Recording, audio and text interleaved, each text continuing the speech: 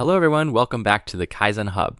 In today's video, I'll show you how to create a Docker-hosted repository in Nexus Repository Manager, push a Docker image to it, and then pull that image from another server. I'll explain everything step by step with a practical demo, so let's get started.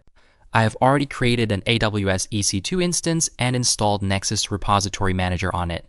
Let's log in using the Nexus username and password. Once you're logged in, you'll see the Nexus dashboard where we'll create our Docker repository. From the left menu, click Repositories, then click Create Repository. Select Docker Hosted because we want to store our own Docker images. Give the repository a name, then enable the HTTP option. By default, Nexus automatically assigns port 8082. If you want, you can change it, but I'll leave it as the default. Leave the remaining settings unchanged and click Create Repository. Now let's switch to my local Ubuntu machine.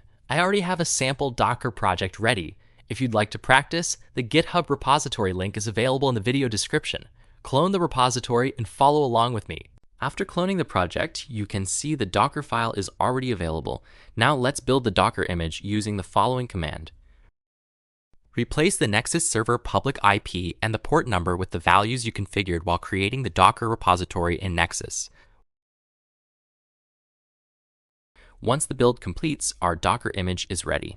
Before pushing the image, we need to log in to the Nexus Docker repository.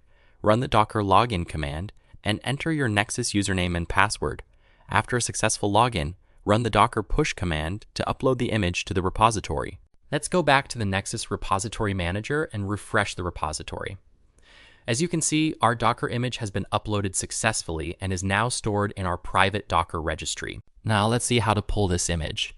Run the following command: docker pull Nexus server public IP, port number, image name, and tag with your own values. Please note that you must log in to the Nexus repository before pulling the image. I've already logged in so I can pull the image directly. If you're trying this on your own system, make sure you run the Docker login command first. As you can see, the image has been pulled successfully. Now let's run the Docker image and start a container. Use the docker run command with the required options. Once the container starts, we'll verify that the application is running correctly by accessing it in the browser. If you found this tutorial helpful, please like, share, and subscribe to the Kaizen Hub. Thanks for watching, and I'll see you in the next video.